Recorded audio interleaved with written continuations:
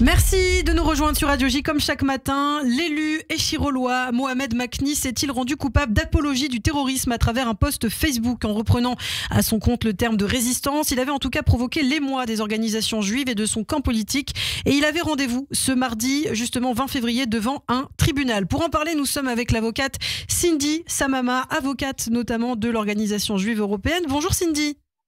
Bonjour Ilana. Merci beaucoup d'être avec nous ce matin sur Radio J. Alors, est-ce qu'on peut d'abord rappeler les faits? On l'a dit brièvement, mais qu'est-ce qui s'est passé? Qu'est-ce qu'on reproche exactement à cet élu socialiste, donc situé en Isère?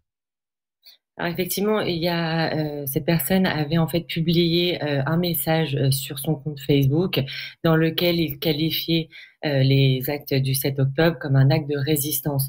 Alors, il était poursuivi devant le tribunal correctionnel de Grenoble que pour cette publication, qu'il dit en fait qu'il n'était pas une publication qui venait de lui-même, c'était en fait des propos qu'il avait repris d'un ancien ministre des Affaires étrangères tunisien, mais il les a repris à son compte, sans guillemets, sans rien. Et puis quand vous parcourez en fait la page Facebook de cette personne, vous voyez que qu'il a à chaque fois ce discours-là, qu'il estime que les actes du 7 octobre sont simplement des actes de résistance.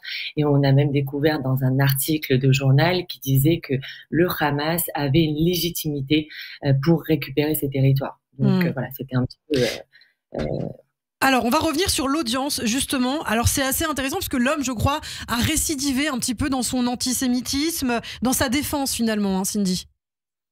Alors effectivement, en fait, alors pour lui, il n'est pas du tout antisémite et il prône la paix.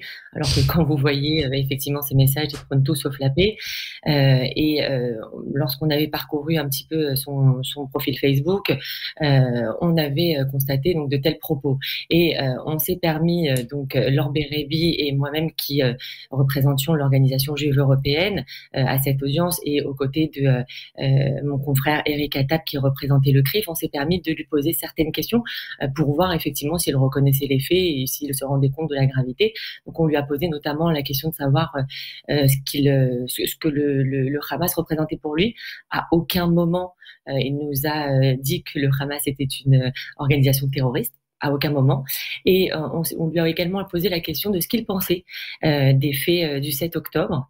Et alors là, M. Makni nous a dit que c'était en fait des gens qui s'exprimaient à leur manière.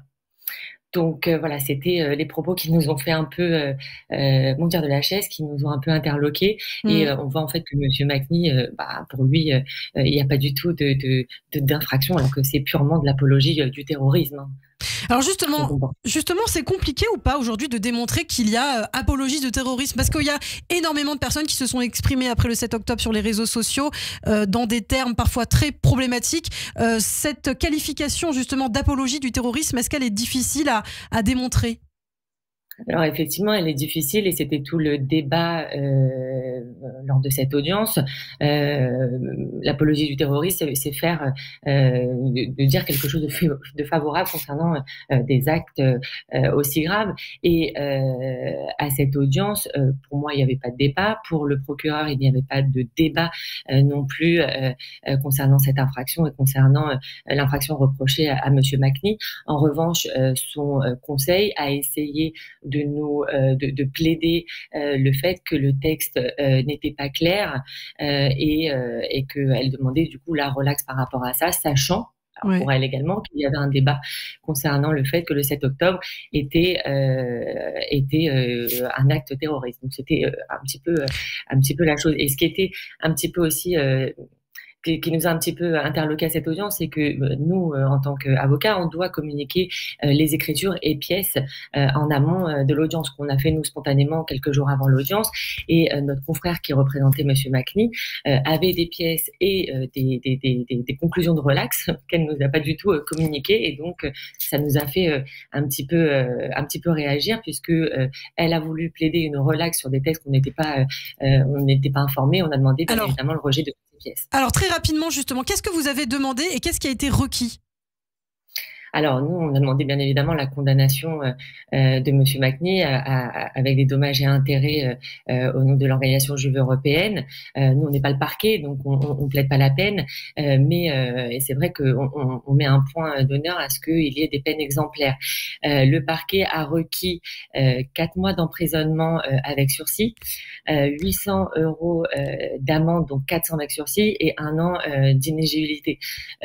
C'est pas une peine que nous on estime satisfaisante.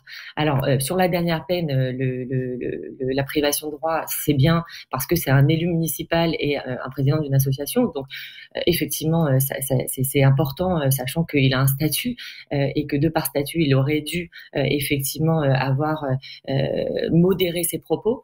Mais la peine n'est pas du tout exemplaire.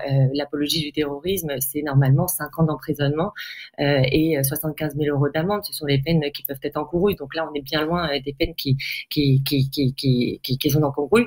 Et le délibéré sera rendu le 26 mars. Donc on espère que le tribunal va un petit peu augmenter les peines. Eh bien, merci beaucoup. En tout cas, on sera au rendez-vous avec vous le 26 mars, justement. Merci Cindy Samama et à très bientôt sur Radio J. Merci. À très bientôt. Merci, Lana. Le 6-9.